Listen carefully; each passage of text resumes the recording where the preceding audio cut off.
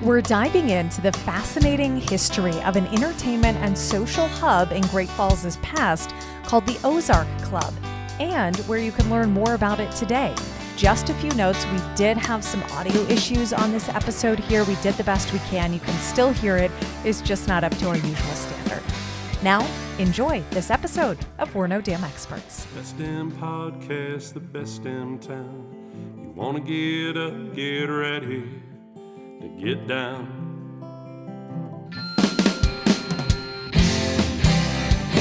With its big wide sky and the wild river Thames,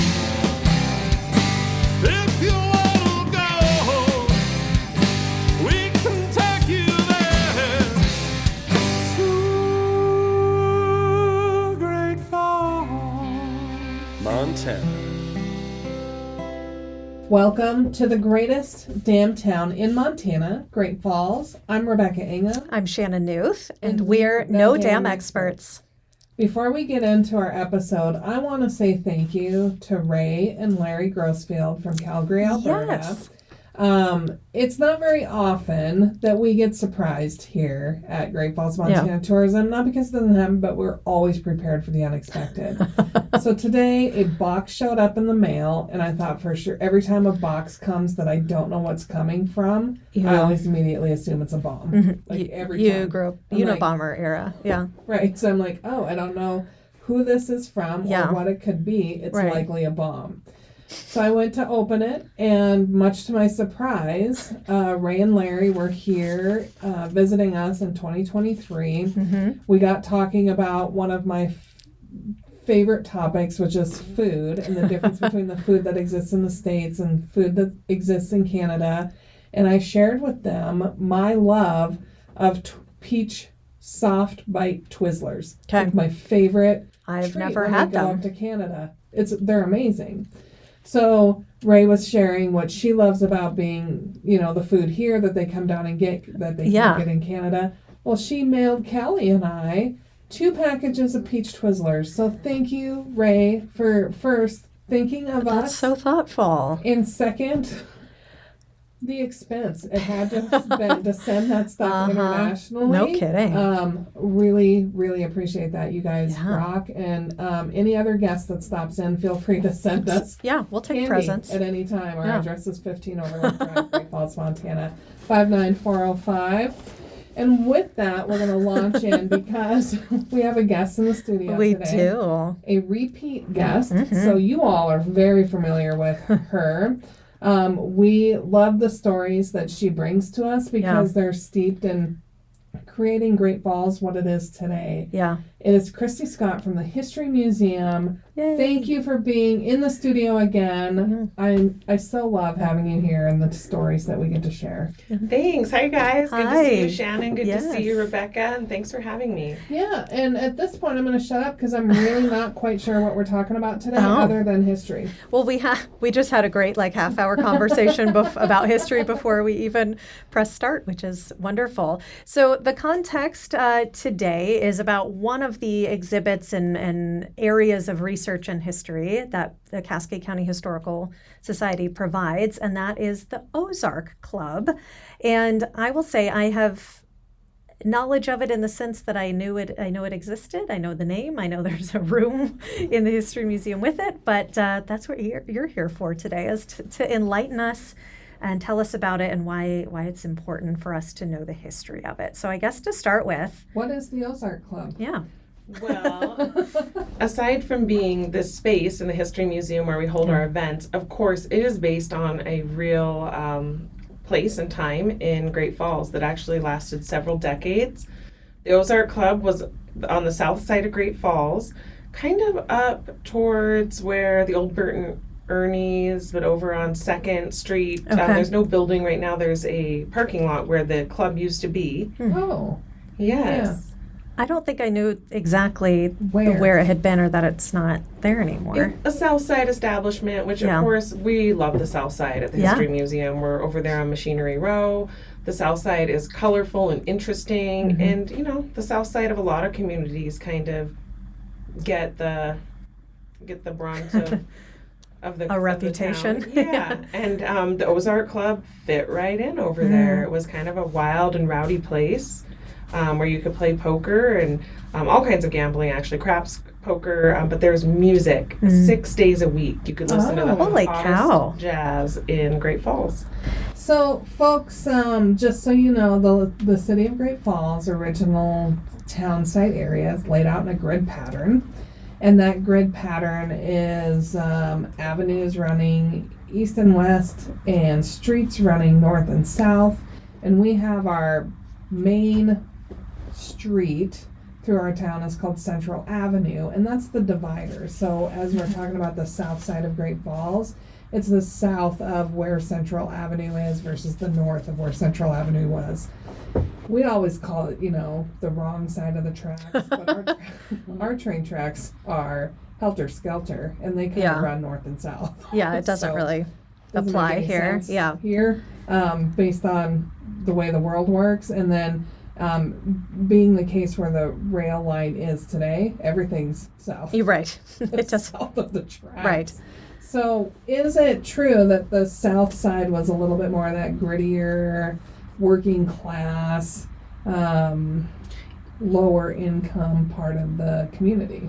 Absolutely. And the south side of Great Falls, there are some really incredible homes over there that were moved from the Anaconda Company, and certainly families with money, but it was also an area quite stricken with poverty, and there were a lot of bars up and down that 2nd Avenue South, which are no longer there today. And one of those was the Ozark Club. Yeah. Oh. Now, back in the day, we had these big buildings. Was it a 2-story building like some of the other buildings as well?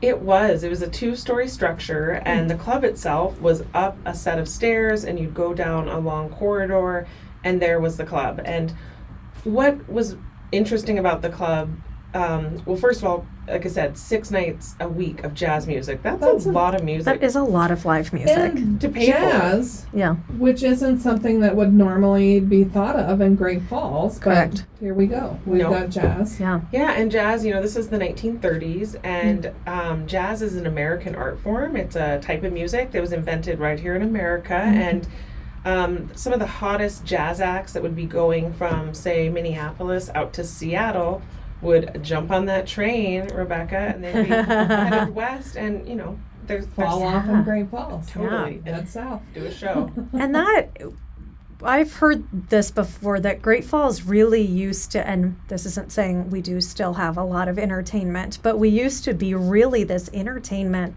hub of Montana, of kind of the northwest sort of. Is that true? I mean, I've heard that over the years. I haven't researched any other communities, but between the Air Force Base and the influx of people from all different walks and cultures of life, I think that we had a really eclectic musical taste. Great Falls was, a big deal. We had early electricity. There, like I said, this was a stopping point between the West Coast and the Midwest. So I think we were known as a hub for entertainment, and the Ozark Club absolutely had part of that, as well as the Opera House that was built in the 1890s that held 1,000 people. I'm so sad that is not in existence anymore either. I would have loved to see that building. We really valued culture in Great Falls, and we still do, obviously. Yeah. As Great Falls resident champion and part owner of the Green Bay Packers, Brad Livingston would say, it is the center of the world, and a lot of that had to do with the fact that we had all these elements coming together. I mean, we powered the state of Montana with our electric power, both to the east, to the west, to the north, to the south, because we're in the central part of the state. And then having all of this kind of work happening with the Anaconda companies. So we've got the miners, we've got air service happening at the Great Falls Air Base, efforts both in World War I and World War II. So there's just a lot of things happening in Great Falls that, still are here today as remnants of some of that great history and culture. But you said it's upstairs. This Ozark Club is upstairs of this building in the back. So it's not like you would just walk down the street and see a storefront that said the Ozark Club. Oh, there actually was signage out front. So what People knew. You didn't need like a hidden, like a Like a passcode to password make. and a No, and that's part of what really made it special is that all were welcome. There was a diner there too. So okay. people would stop and they would eat, but upstairs was the club where there was the dance floor and the music, and then the gambling establishments. And at one time, there was actually prostitution in that Whoop, building. whoop. World's oldest profession. Yeah. Yes, Yeah. and one of our staff members, Ashley McCann, has worked on a South Side Historic District, and she calls it, or tour, and she calls it the Tenderloin District, just because of all the prostitution and bars that were over on that side of town. So again, wrong side of the tracks, These are my people. Yeah. So when we've had a north side like historic walking tour before, but this is something people can do now then. Yes, this is a new tour that we've developed that we're going to be advertising on a second Saturday in the spring. So, there's always so many cool things to do in Great Falls, but a couple of really neat things you don't want to miss is this South Side tour. And also stopping at the History Museum to see the Ozark Club, because not only do we have a room called the Ozark Club, in that room is an exhibit that's really well researched and was written by staff past in collaboration with Ken Robison. So, who owned the Ozark Club? Was it the same owner the entire time it was open? There's actually records in the Great Falls Tribune that show that there was an Ozark Club that was open in 1917. Oh. But by 1919, Prohibition had shut it down. Oh, sure. Yeah.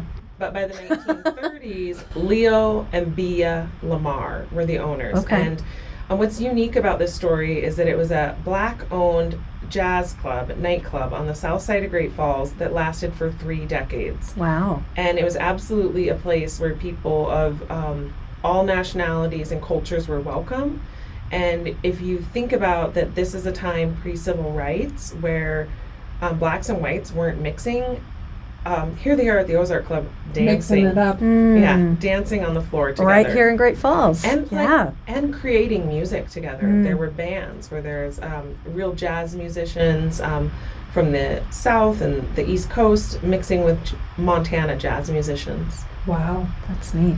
So you said they closed during Prohibition. Did they really close, or did they just go underground? That's when you per needed the se? secret passcode with the knock. I mean, because that still happened. Yeah. And we've got some peers within the city. I don't need to name them, even though the experience is amazing. They unearthed the speakeasy in their underground area. 2015. Like, they just found it and opened the doors. Like, I want to find one of those things. Yeah, and I've actually heard from the fire department that there's certain passages between buildings, not necessarily the tunnels, but basement floors where you could go from one establishment to another establishment. This is my jam. Yeah, that'd be That cool. totally facilitated the speakeasies and things like that during Prohibition, because you have to remember it was illegal to sell alcohol, but it wasn't illegal to possess it. So you could consume Oh. it. You just couldn't buy it. You couldn't buy or sell it. And so certain people of certain demographics maybe had stockpiles of it, while other people had to make their own in their bathtub. Yeah. But If you were good at making it, sometimes you went out on bootlegger trail to That's right. distribute. Mm-hmm. We've got a lot of good I think history this is about another, I was thinking about this earlier today actually, that I think this whole history needs to be a Great Stories of Great Falls. this. Oh, as well. 100% just the alcohol Yeah. history of our community. Yep. The seediness. Oh, but we're getting off track. Yes. Yes. So 3 decades this club is open. Yeah. Yeah, that's a long time. And this Leo Lamar, he was actually playing baseball out here before he Oh. opened his club. With Charlie Pride. I'm not, I think the timeline kind of May? work there. Maybe he's a little earlier than Pride. I think he's actually. earlier than Charlie Pride, isn't he? Most likely. Yeah. But this was a really successful business, and I was reading an article the other day about how this really interesting fella named Jack Mahood who grew up in Big Sandy, and Okay. he played saxophone. Do you guys know who Phil Auberg is, the Yes. pianist and composer? Well, Auberg gets a letter from this Jack Mahood in the close to 2000, asking him if he could teach him piano because he's elderly. He's 83 years old. He can't play his saxophone anymore, and he wants to try something that maybe is a little more stationary. I mean, there's still movement. Yeah. So he writes Auberg and asks him if he could help him learn piano, and Auberg says, I'm not going to say no to an 83-year-old who wants to pick Yeah. up a new instrument. Yeah. And they start talking, and that's when the story of the Ozark Club was really reborn. Because Mahood starts saying, oh, yeah, I used to play jazz all the time with at Leo Lamar's club with some famous jazz musicians. And he says, and we recorded this music Oh. on something that was equivalent to like what a Kodak instant camera would be Yeah, like. yeah. They could record the music, Yeah. and this Mahood had the records still. Wow. Please tell me somehow they're at the History Museum. Yes. now. I'm like, I want to hear it. Well, Auberg helped get them transferred onto a different, more stable material, and we have copies of them, yes. Oh, that's so cool. But it's really, Philip Auberg knew this Mahood, who then in turn donated instruments and stories. And then I go to find out that one of my art professors at U of M, James Todd, who was raised in Great Falls, he too played in a band at the Ozark Club. Wow. So this isn't ancient history. Right, no. It's really important history that talks about race in America and how important music is. Yeah. But it's also our grandparents are people Right. who would have gone to the Ozark. Does it just blow your mind when things like that happen? Because you think of it as years and years and years ago, like generation, and it's not. It's Yeah. recent history. Yeah, it seems like ancient history, but yesterday being Martin Luther King Day, just thinking about, gosh, it was 1968 when Martin Luther King was killed.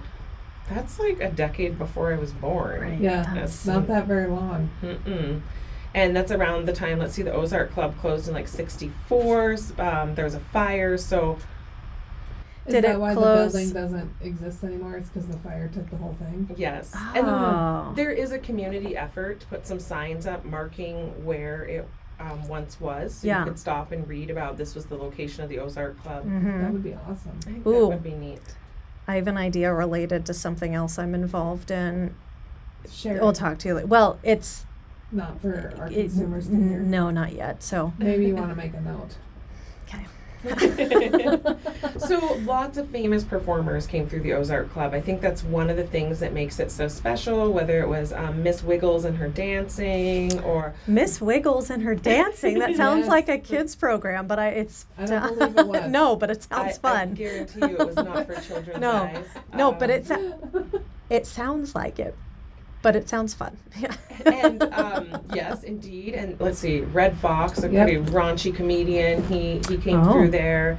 Bob Mabine, who was a well-known jazz musician from the South, was there and actually played in a band at one time with, again, this Jack Mahood, who's a Great Fallsian who passed away over a decade ago. And then his wife, Dora Mahood, recently passed away just a few months ago. Oh wow.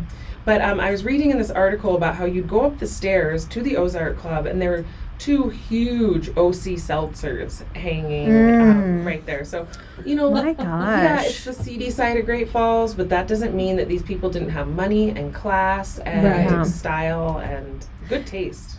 Should we say what that means? What? That he was a incredible painter Yeah, alongside friends with Charlie Charlie Russell. Russell. Yeah. I just find it cool, like all of their art was just in Just bars there. Yeah. in Great Falls.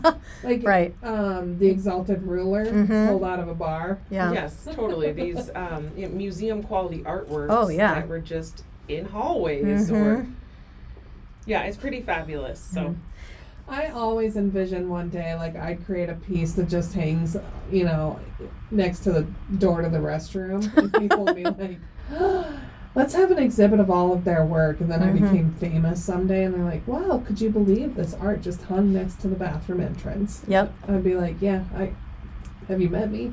Thank God we're Well, there doing you a go. podcast so people know. They're like, yeah, we That's get where why it came Ingham's from. work would be right next to a toilet. But that's not fair for O.C. Seltzer and Charlie Russell. No, but that's neat that it was just part of the landscape of this Well, club. it's something that's just included as decor. Right. It's just a real neat piece. Yeah. And that people deserve Mhm. to see beautiful art. And like Absolutely. you said, culture. It's like we had this opera house, and there were all these painters in the community, and there's live music 6 or more nights a week. Says a lot about how important culture was to the people of this region. Mm-hmm. So, Kristi, you may or may not know, the gambling that happened, was that illegal gambling or legal gambling? Because in today's world, there's legal gambling. I don't know what the rules or the laws were Yeah. back then. That's a good question. I have some good ones Yeah. every now and again. Boy, double whammy there, prohibition and illegal gambling happening in one spot. Well, we don't know anything happened. They were closed for prohibition, so they were Yes. good followers of the rules. The I'm upstairs was closed, sure. Yeah, the Yeah. diner was still open. They could still make the rent. right? Exactly. Here's a little snippet from the newspaper. It says, the club itself wasn't much to speak of. A big room with a bar at one end and a bandstand at the other. Owner Leo Lamar and his second wife Beatrice ran a multifaceted operation. Some of the night shows were risque, Oh my. Mrs. And- Wiggles. Mhm. and were absolutely aimed towards traveling businessmen as their clientele. You had the high quality jazz, but on the other hand, you kind of had a low life atmosphere. That's what the article says. Yes. I think that's like the perfect mix and almost sums Great Falls up to a T. Yeah. It sounds like your kind of place. I mean that in a good way. I mean, it just sounds Yeah, like it something you just- like your kind of place. Yeah. It does. I've always had this. That makes spot it in sound my bad. heart. I just mean like that's like your like No. I realize this is coming you're gonna across have to- really It poorly. doesn't sound bad at all. Okay. And if you took it that way, you just don't know. You who don't I know am. you. Yeah. I mean, Great Falls is authentic, and that's something we really have going for us. Yeah. But Yeah. just because we're authentic and there's a rowdy cowboy culture, blue collar worker side to us, we also have class. And it's like you Yeah. can see that downtown with our restaurants. You see that at our art institutions. And I'm just like an everyday middle class Great Fallsian. I don't have an OC seltzer. I wish I did. An original. But I Yeah. am collecting artwork, and Yeah. I buy it right here in Great Falls, Montana, and have some really quality pieces. So Absolutely. Yeah. Well, and I think that's the case for Great Falls. Like, it's Yeah. not like you would meet me at a dive bar and go, oh, she's probably got some original artwork on her wall, which I do. Right. that's right. a Great Falls thing. You Yeah. know? I think about a lot of the friends that I have from other places when I lived in Big Sky, and they'd have pieces of art that they inherited from a grandparent versus friends my age here buy original art. It's like, Yeah. they're like saving up their money so that during Western Art Week you can buy Yeah. $1,000 painting, and Right. Yeah. it's like, oh, that's not just for like old people. Yeah. Right. You want to It's have not that. for the elites, it's for everyone. Yeah. Mhm. And this is probably a good opportunity to say too ahead of Western Art Week when you come for that, which you should, which is March 13th through the 17th. Thank you. There's an opportunity you can buy the $1 million Charlie Russell, Or OC or OC Seltzer. And there's a whole range in between of you can get original pieces within your budget if you're coming with the mind that you want to purchase a piece. They're not all multi-$1,000 pieces. You can go home with an original piece of art. And that's an exciting feeling. And Yeah. you get to enjoy it all year long on your wall. It never gets too small. It never gets worn out. Yeah. It's just beautiful. And let me make the plug that OC Seltzer's grandson, Steve Seltzer, is still here, and he makes art as well that you can buy during Western Art Week. And still, one of my favorite pieces is Diana Rosen piece out of Stanford. She's a soil artist, so it's all made with different colors of dirt. I love them. They're originals. They're small, and so I get to collect a new one every year as part of my collage. I love Yeah. it. Central Montana has a lot of incredible artists, and we often say that at the History Museum too, that there's so many artists that are worth preserving and talking about, like, of course you have the powerhouse Russell, but there are lots of other artists, and like O.C. Seltzer, there's lots of other artists that you can experience at the History Museum, and those range from Jim Todd to, Small Seltzer, and some female artists that you might not have had a chance to see. So, and a lot of oh, good Lord. a lot of some. I'm spectacular at speaking. I just thought I should It's a good reiterate description. that. Yeah. I've picked up jewelry pieces during Western Art Week that also never get too small for me, that I love, mostly earrings.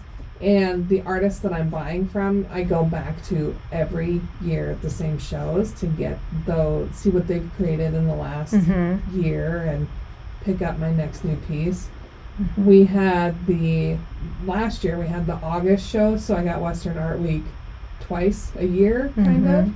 And I picked up a piece of earrings. Goodness gracious, I'm gonna have to really A piece of earrings. I picked up some earrings from one of the people at the Great Western show, and I was torn between two different earrings, and so I'm just hopeful they have something I love in March as well. There you go. This year. I bet you'll find something. It's fun having friends from across the state that come up to Great Falls for Western Art Week that live in Big Sky, Bozeman, Missoula, but they're also starting to come up here for music, harkening back to the days of the Ozark Club when you could get jazz 6 nights a week. The Newberry's really killing it with the opportunities to see live music in Great Falls. There's multiple places within a week, the Newberry included, that you can find live music. They're like throughout the week. There's like always the a place. Cowboy. Celtic Cowboy has that. The Do Bar often has that. Like I'm spacing. The Sip and Dip Lounge will have, of course, with Joel Corda. Frontier Inn, the Flamingo has live music. I mean, there's just a variety of places throughout town that'll have live music throughout the Elevation week. Yep. And music brings us together, and the Ozark Club is a perfect example of that. That here's a place where you can gather. It doesn't matter how much money you have, unless you're trying to visit the crib or gamble. Right. Everybody is welcome, and I think it's really neat, but it's something that you can still see in our community, that music is important to us, and people should come up to Great Falls. There's a lot to see and do here. I had nothing. Oh, okay. I heard you breathe, so I was a little like... I was thinking of saying something, but then I was like, no, you can't even form sentences, just so you know. I was noticing the other day, speaking of live music, that at the Celtic, I'm like, wow, Peter Jennings is bringing in music like almost every day of the week. That must be, honestly, what I thought is that must be so expensive. Yeah. And he's willing to make that investment. Yeah, because we want to come out. We want to hear new things, see new things. It's not just about drinking. It's about drinking, eating, and listening to good music. And enjoying. Mm-hmm. Absolutely. Yeah. So one of the things at the History Museum that we haven't talked about that is really just an asset is we have a podcast, so we just bring people on and they can tell us stories, but maybe you want to create your own stories, learn some of your own things, create content that is steeped in history. You have the ability to go to the History Museum and research all these things like Kristi just did for us about the Ozark Club. Right. We didn't have to go ourselves. Yes. There is so much. There's a lot of primary resources there. So we have people that are making films or doing a documentary or writing books, writing articles, and you can come and get that firsthand research at the History Museum. In fact, in college, when I was looking for subjects to write about, I felt that Cascade County had a lot of untold history that we didn't know about, and I found myself at the History Museum. I was like, wow, there are so many stories here to research and write about, and that's just going to continue to grow as we continue to offer a repository for collections like that of Jack Mahood's that helped us uncover and retell the story of the Ozark Club. We hosted the Western Writers of America, and they collectively had people going to the History Museum and the Lewis and Clark and other institutions throughout our community doing research for either articles or screenplays or books that they were writing, but they wanted some additional information on kind of how to craft characters or how to tell stories or those kind of things. So such an asset, and it's currently getting some love in the form of some capital investment. Tell us what's going on there. Well, we're so excited. We have $500,000 worth of grants that we've written to refurbish the second floor of the History Museum, especially the Research Center. And then a generous donor, Owen and Gail Robinson, came in and donated another $500,000 so that not only could our storage be upgraded, but the actual research center will be upgraded with a visible vault. So you'll be in there researching whatever subject you're interested in, whether it's boarding schools of the West and the Ursuline Sisters, or pre-civil rights in this area with the Ozark Club, letters between mothers and sons during World War II, bootlegging. Anyway, you can do your research, and at the same time, you'll be able to look at this glass wall and watch professional museum work be done behind that wall. Wow. Kind of like at the Museum of the Rockies with the paleontologists working on the bones. And to my knowledge, it's the only one of this kind in north central Montana. Look at that. And who doesn't want to just sit and watch people work? Right. I mean, Be a live exhibit. Mm-hmm. When you see the kind of stuff that comes into the History Museum, I'm telling you, it's the best play you'll ever see, because they're unboxing. I was there one day and they were unboxing china, like tea cups and saucers and And the neatest thing, they're in their gloves and they're unpacking all of this, but they're commenting on the pattern. They're commenting on where it was made. I'm like, you're just learning as you're watching them just do their thing. Staring. Yeah. As we pack up for this construction project, we're trying to get things packed away and safely put aside while we do the construction work. And one of the boxes that caught my eye recently were these sherds from a broken pot. I thought the word was shard, and I recently learned that shard refers to glass. Sherd is pottery. Oh, good to know. So learned something new. These sherds that were found at Olm-Pishkin, which is the only example of pottery this far north, which either represents trade with southwestern tribes, or maybe there's something to uncover about the kind of vessels that were used to carry things on the northern plains. Oh my gosh. It's like all kinds of just random incredible stuff. Also found a box recently from a carpenter who'd been out at St. Peter's Mission and had done a lot of the building.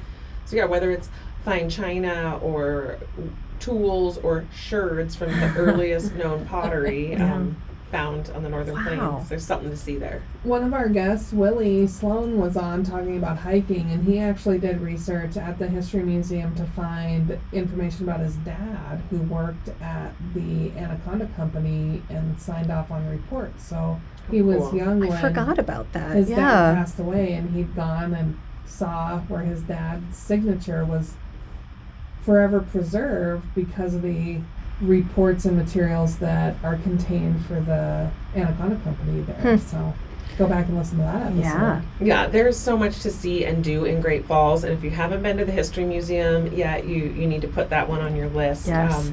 The new research center should be open in September. Construction's already began. But something really exciting is happening in the Ozark Club at the History Museum also, where we are doing technology upgrades, which are bringing in new lights, cameras to record, bigger, better microphones, and a speaker system. So will you be able to do more documentary-style stories about the research you're finding? Oh my God, so cool. Kristi, that's going to be amazing. And inspired in part by your podcast that you do up here. You're capturing these stories, and it's like, where else in Great Falls is there a podcast studio than at Visit Great Falls? Right. I don't know of one, and don't worry, guys, we're not just going to make a podcast studio. No, please do your thing. Hey, we're not.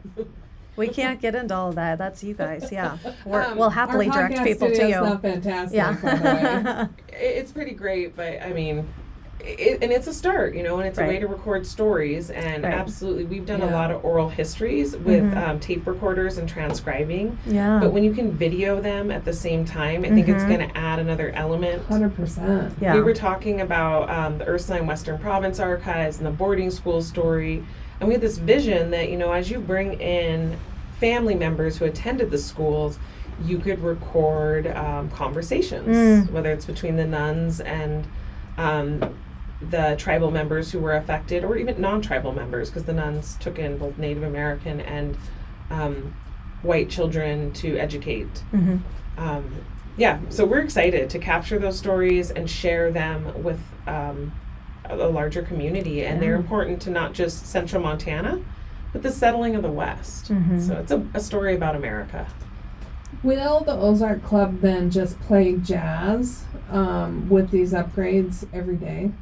That the museum's open, like you'd be able to walk in and jazz would just start You playing. can just start dancing. That's a great idea, and especially these records that Philip Auberg helped refurbish that were from the Ozark Club. That'd be cool. Would be awesome background music as you're going through the exhibition to experience. That'd be really neat. This space too, I've been to an event in there. It's been a couple of years, but it's a really beautiful space too, because it kind of has a rustic industrial with a modern twist kind of vibe to this space. And it's also a place where you host other events and meetings and things like that, right? We do, yeah. The second Saturday of every month, we do kind of a lecture series where you can listen to a story, but we also rent it out. So other folks are hosting their dinners or their fundraisers or their Christmas parties there. And you're right, it's this awesome mixture of this industrial past on the south side of Great Falls with new technology. So keep it in mind if you need a space for something when you're coming here. It is gorgeous. Yeah. It's a former implement dealer building. And even though it's very different than probably going up, well, a lot different than going up to the second story where the Ozark Club was at its original location, we love that it has kind of this industrial south side feel. Yeah. That I don't think you can get at any other venue in Great Falls. No, it definitely has a unique feel. That's what I think is so awesome. Each venue in our city is so different. Very true. Very true. We might have the most unique venues in the world. We have an awesome city, and I have to advocate for the entire county. I know this is Visit Great Falls, Yeah, but county counts. Hey, we can count the county. there's so much to see in Cascade County and experience and explore, and unique stories, and then great places to dine and drink and listen to music afterwards. We just finished an Ignite presentation last week. This is an event our economic developers put on. Definitely not something I think travelers just show up in our town to do, but honestly, if you want to get a pulse on what's happening in the next year in Great Falls, this is the event to go to. And they did a lot of announcements of new places to eat, not just in Great Falls, but within the region. One in Shoto I'm really excited about. So we'll see if we get to spill some beans on that a little bit later, but just some great opportunities that have been happening, and I'm real excited for this next year for Great Falls and all the work that you're putting in at the History Museum, all the investment other people are making, like some just chain restaurants that sometimes people think, oh, this is how I can classify what this town is. Everyone knows the old adage for economic development is, you've made it once you have a Red Lobster or an Olive Garden. That's what many people and think. And so when your community has one of those type of things, then they're like, oh, you're this level of community. But we're not getting those things, but we are getting an old Chicago and a pizza ranch. Oh, Pizza Ranch sounds fun. My kids will love that. But gosh, if you haven't had lunch at Fifth and Wine or gone to N-Bar for appetizers or Fire Pizza, Great Falls just keeps getting better and better. I've been back for about 15 years, and I love Missoula, I love Bozeman, but there's something about Great Falls. There's the diversity and space and charm. I love this city. I love eating here. I love recreating here, and it is a long way between Yellowstone and Glacier, so what a cool place to stop for a couple of nights, debrief, get out of the crowd of the park, and have somewhere really cool to hang out. We couldn't have said it better. That's what we like to tell. That's what we tell people. We're the base camp for both of them. Yeah. And you named all of our favorite places. And I was also just thinking, all of that, like you could just go to 5th Street within like a couple blocks.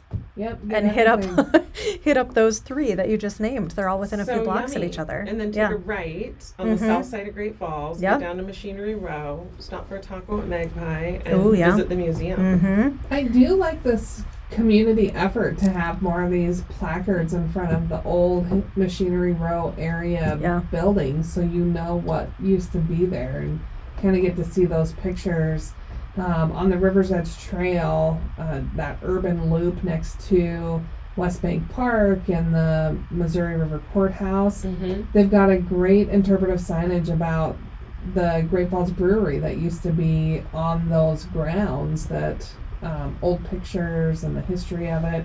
It's just cool to see what was. And we love good beer. You're right. For a long time we have. All about it. That's right. Those incredible glacial deposits from the Ice Age era that leave the soil for the Golden Triangle to grow some of the best barley around. That's I love right. seeing those local products in our breweries. Is the exhibit on the beer still up at the History Museum, or is that down? The brewery exhibit is down, but there's still an exhibition on Bootlegger Trail, Nice. Prohibition, and the Golden Triangle, and why good beer comes from here. Nice. I love Why it. good beer comes from here. That's it. See, I'm getting all kinds of good ideas for more stories here. Just amazing. I do, if it's okay, I have a few more Ozark Club questions for you. please. So you said She it. just asked permission. She's our guest. We can ask her whatever we want. She just doesn't have to answer it. That's fair. Okay. So you said that it closed, there was a fire that destroyed the building. Did it close before the fire, or did it close because of the fire? It closed because of the fire. Okay. And I'm not sure how it started. Okay. Oh, the stories we could make up Mhm. about that. Yes, there's some speculation that it may have been arson. Ooh. But Ooh. it is what ultimately closed down the Ozark Club after 3 generations. Wow. So they just Sorry, 3 decided. decades. Yeah. They just decided either the money wasn't there, or they were just like, that's a good excuse to just be done with this. Yeah, and I mean, the Lamars had, the owners, the proprietors of the club had gone through a lot. They'd actually lost a son a couple years prior to that, and Leo Lamar was having some health problems, so between that and the fire, it spelled the end for the Ozark Club. Yeah. So when did the History Museum decide to take on the Ozark Club, or maybe a better question is a different W question, like a why instead of a when, but why do you feel it's an important thing to bring that history back and have that club there? Well, I think the club, it's really important to talk about African Americans in north central Montana, because I think it's a history that's kind of overlooked, that actually a third of the cowboys and railroad workers that were out west after the Civil War were African American. Oh, wow. So a lot more African Americans out here than I think we talk about. In fact, I was reading the other day how the African Methodist Church was opened in 1891 in Great Falls. Oh, wow. There was Been here from the beginning. yeah, before the Air Force Base was ever here, there was an African American contingency that came out west. So for that reason, I think it's really important that we talk about race in central Montana. And then the Ozark Club, just as a topic of jumping off to talk about how important businesses like this were for providing a space for people of all creeds and colors to mix pre-civil rights. Because if you think about it, it closed in the 60s. The civil rights movement was from 1954 to 1968. Yeah. So pre-civil rights movement, a black-owned jazz club, south side of Great Falls.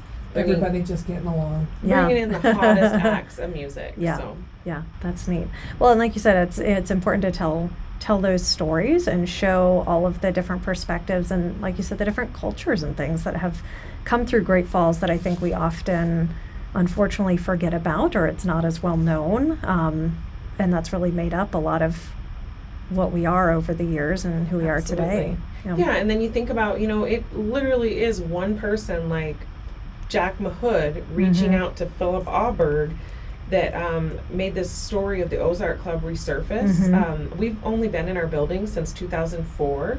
We bought it in 99, but we've only been in the building since 2004. And this was about after 10 years of occupying the building. Okay. That 3 directors before me, Chris Morris, really focused on developing the Ozark Club in an entertainment space. And then local historian Ken Robison came in to work with Auberg and Jack Mahood to create the exhibit. Wow. What have been that you've heard people's reactions to seeing the Ozark Club or hearing about that history? I mean, is it surprise? Is it? I do think people are surprised. I think they're also inspired, and it makes them feel good to think about not only how far we've come as a nation as far as civil rights go, but also to remember that there were forerunners, that there were people bucking the trends and fighting for equal rights decades before it happened. And also, I think there's this universal agreement that music breaks all barriers. So, race doesn't matter what color your eyes are. When you hear good music that just stops you in your tracks. Yeah. Like, were you at the John Roberts Ipon Blanco show? No. So this jazz music that literally people are stopped in their tracks. It's like, this sounds so good. It makes me want to move even if I'm a bad dancer. All are welcome. It's even better when you're a bad dancer because it's just moving your soul. Like you can't stop help your it mind from going, you suck at this. Stop moving. Yeah. And it just makes you move. Yeah, and you get to stop thinking about what's going on in my daily life, what's going on at my home or at my work, and you just get to enjoy yourself. Yeah. There's very few things in my life that really do that for me. I mean, of course, a good book can take you out of the now, an awesome day on the ski hill. Yes. And music, live music. I mean, music in your car is great too. You can really get into some jam You can really sessions. get into it then, yeah. But when you're out there dancing and you don't even care what you look like just because it's fun. Yeah. It's the best. It's not even alcohol related. You just love the music. I mean, it does help a Right. little bit, but It makes you feel less awkward. Right. Yeah. You aren't quite as worried about it. Yeah. I was thinking I have a family member that actually promotes music, and she doesn't drink, and it's like, this universal thing where it's a feel good no matter what. Yeah. Just to admire the talent of your fellow humans, but then also to let the music move you. Yeah. You have coming up in February, your second Saturday event is a tour with you, right? Yes. Thank you for paying attention. That's awesome. It's a pre-construction tour, and you can join us at 1:00 on the second Saturday in February and see all the big changes that we're doing in this International Harvester Tractor Supply building. Probably no secret that rehabbing a historic building super easy into a museum is a lot more challenging than a build, but it preserves a piece of our agricultural heritage that otherwise would be lost. So right here in Great Falls on the south side, you can see how important agricultural heritage is with an implement dealer building of this size. It's a 40,000 square foot building. It's a beautiful building. It is. It's a And lot of I'm sure space. it's cheap to rehab historic buildings. Yeah, and the electricity, wow, Top notch. really holds the heat in well. On these 25 below days we've had, I'm sure, There's all these blocked in windows. It's only been owned by 3 different organizations. So you had the International Harvester that was run out of there, and then you had Northern School Supply, and then the History Museum. Well, Northern School Supply blocked in like all the windows during the energy crisis in the 80s, which as much as that takes away from the beauty of the building, it does help with electrical costs. Yeah. But what we're doing is wanting to open up windows, and the way that we'll be able to afford those electricity bills in the future is by adding insulation and drywall to help control the climate. Yeah. So really Good cheap. thoughts. most of our money is going towards that insulation, drywall, and electricity, and then the Robinson funds are going to go towards this new research center where we're tearing down a wall, making the space twice as big, and then building a visible vault.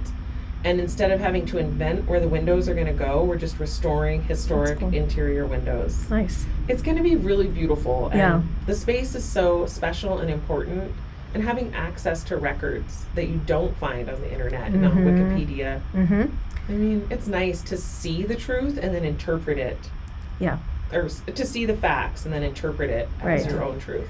Well, and it's like you said, it's rare to, because we Google everything, whatever. But here you can hold these documents, you can see it, you can look through things that you might not normally find, or it takes you on a different trajectory in your research, and there's something really special about that. I think so too, and it's sad to see our newspapers dying in America and all the news going to online. Right. So the fact that you can come to the museum and look through the Tribune's records to this once incredible newspaper, it's pretty special. Yeah. The other day we found a really neat program from the Jack Dempsey fight in Conrad that we had never seen before. We saw pictures from Fort Shaw that were in these Tribune files. The Tribune actually started in Vaughan, and so we had these files from, or the owner lived in Vaughan, the original one, and it's like, here's these Native Americans out at the fort. We've never seen these pictures. Who are these people? Are they Blackfeet? Are they Assiniboine? And what were they doing at the fort that day? So it's really fun to dig through the history. We can learn a lot about what we're interested in and then learn a lot about ourselves. Have you found many, I know there's a photo on your website talking about that the Ozark Club is a permanent exhibit, and there's a photo with that. Did you find many Tribune articles about the Ozark Club or anything like that? Yes, there's so many articles from the Tribune about the club. What were the context of these articles? They're mostly promoting the different acts that were coming through, but I was just looking at an ad that says, "It's the Ozark Club for a real nervous party." Oh, that's an interesting Maybe nervous? Nervous as in jumpy excited? It says, "Dance to the music of the Ozark Trio, the man in the music. The floor shows, they're really crazy. Servicemen, welcome." Servicemen, welcome. And then the last point, "If you've got eyes for a good time, you'll really have it at the Ozark Club." Let me see this. And the address is 118 3rd Street South. Okay. Wow. It's this one right here. That's funny. So over and over again, the Ozark Club is featured in the Tribune, mostly advertising the shows there. But of course, there's good coverage of the fire that happened. Yeah. And then we love doing programs on the Ozark Club because people come out of the woodworks. And I was thinking the last time we did a program on it, a woman came in with her mother who said that she'd been dancing at the club. Really? She wasn't supposed to dance at the club, but she'd gotten out of the home and went She dancing with a escaped. friend. And Wow. it was a really good time. Did she say, is the current setup that you have in the History Museum, does it resemble at all the layout of what it would have been? No, it doesn't, but we absolutely have a timeline where Sure. you come in and you can read about all the different decades at the Ozark Club and different things that happened. What are you reading about, Rebecca? Just the magnificent singing of Myrna. She performed nightly, and she had some new songs and routines that were going to be on display at the Ozark Club. Routines. Which always harkens me back to the White Christmas movie when you saw the sisters sing, and they always had that choreographed. That's what I thought of, and her dress looks like she belonged in White Christmas as well. So just that history of yes, it does. the way people were entertained was different. And I think she says that someday I'm going to have my own stage for singing. Right now I'm valued for my dancing, but someday I'll have the stage for my singing. Yeah, it's just unique things of these time capsules of going back and seeing what the world looked like. Just the way people dressed back then was different. They didn't wear leggings and short crop tees. No, and you can experience that at the History Museum too. We have an incredible collection of clothing. Oh yeah. So talking about Jack Mahood, who played at the Ozark Club, his widow Dora, who recently passed away. They didn't have any children. I'd gone to her house just to visit with her a couple of times, and I have to say there was no sea seltzer there. And she had this incredible collection of shoes. She must have had 500 pairs of shoes. Oh my goodness. And she was a model, I guess, for the Paris downtown. Oh, yeah. And she had a size 5 foot. Oh my gosh, tiny. This woman answers the door. I mean, she must have been 93. I think she passed away at 98. Leggings and a crop top? No, but her high heels, Heels? were very high. And I'm in my dance goes, trying not to Yeah. slip on the ice. And here's Dora. She opens the door and she's dressed to the hilt Oh and she my has these goodness. heels on and offers me coffee and tells me the story about how she met her musician husband who was from a farm up in Big Sandy. And she also was from a farm and they both played instruments and that's how they met each other. Oh my goodness. Oh, those are the coolest stories. Yeah, what a And neat the fact that she's experience. still kind of dressing that Yeah, always put together Yep. look. that's kind of That's my gone. dream. So her niece said, would you like a couple pairs of like the best shoes from the Paris or a fur Oh from my gosh. Beckman's? And it's like, yes, that is the kind of thing we collect. So we can Yeah. tell the story, not only of the stores, but the people and personalities who wore that clothing. Yeah, That's going to be awesome. that's really neat. Yeah, so Yeah. thank you to the Mahoods. Yeah. Thank you to Philip Auberg. Thank you to Ken Robison. And then, of course, the people who made it all happen, the Lamar family, Yeah. who Mhm. operated the Ozark Club for 3 decades. I'm sad that it was a fire that ended that and that the building's no longer there. Yeah. I know, it is sad. But it looks like we've got a picture right here. We can recreate it. There we go. Just someone needs to build it down there. Yeah. I think there's a law office there now. Yeah. It's kind of like on the same side of the street where Studio Bar is, but towards the corner. Yes. Yep. More And- towards the like rescue mission side of Ron the and Becky street. Nelson. Yes. Mm-hmm. Ron Nelson is the lawyer. Mm-hmm. I can't remember What is the that name. firm?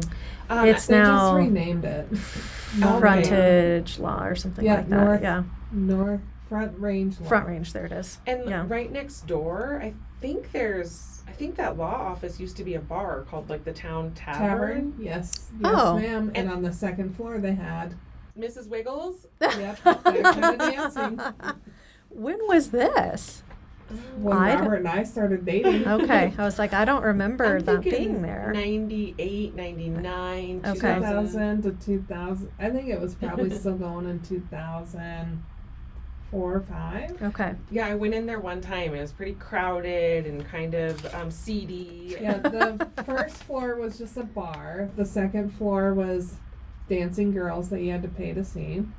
Mhm. And so it was all, I always asked when I ran into Ron, is like the pole still on the second floor? Oh my gosh. Is He's it like, Church Harris is what it used to used be. to be Yes. Church Okay. Harris Mhm. Johnson Williams. Yeah. And he said, no, we took the pole down, and I was told was donated to the History Museum, but he might have lied to me. Yeah. You're like, we're just gonna get rid of Well, this. that's where the Ozark Club was, right there Okay. in that parking lot that's open on the Yeah. corner. So next to where Church Harris, that's now Front Range Yeah. Law, that's where the Ozark Like originally behind Bert and Ernie / Kellergeist. was. Yes. And then also keeping in mind that was its second location because pre-Prohibition it also was an operation, and I'm not sure of that address, but I know it was also on the south side of Great Okay. Falls. Okay. Gotcha. Silly prohibition. And I know I've heard stories about how when these musicians would come in, because there was still a lot of, there's racism and all these Jim Crow laws, that these famous performers would have to eat separately from. Mm. Oh. I know. So there's some really dark stories, but it's like, okay, so when you're eating, you can't be together, but when Right. you're But dancing, if you're dancing, singing, music yeah. changes everything. Yeah. I guess. And people change everything. The Yeah. people who work hard, like Martin Luther King Right. and the Lamars and their friends who changed things and shook things up right here in Great Falls. Yeah. Yeah. Well, thank you so much for Yeah. sharing your knowledge and the stories that you know about, and fielding all of our questions, whether they're appropriate or not. We've had a blast with Kristi Scott again. History Museum, always available on 2nd Street. Be a staple in our community, one of our 12 amazing museums in our fine city. Mm-hmm.